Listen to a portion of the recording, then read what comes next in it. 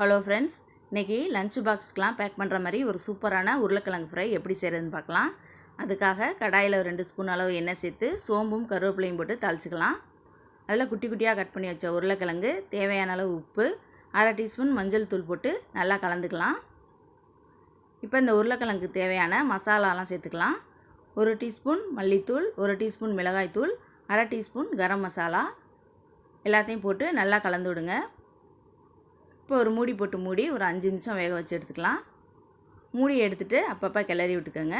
அப்போ தான் நல்லா வெந்து வரும். நல்லா கிளறி விட்டுட்டு திரும்ப ஒரு மூடி போட்டு மூடி ஒரு 5 நிமிஷம் வேக வச்சு எடுத்திங்கன்னா சூப்பரான உருளைக்கிழங்கு ஃப்ரை ரெடி ஆயிரும். தண்ணி எதுவும் சேர்க்க வேணாம். நம்ம மூடி போட்டு மூடி வைக்கிறதுனால சீக்கிரமே வெந்துடும். இப்போ பாருங்கள், முறுமுறுன்னு உருளைக்கிழங்கு ஃப்ரை ரெடி ஆயிடுச்சு.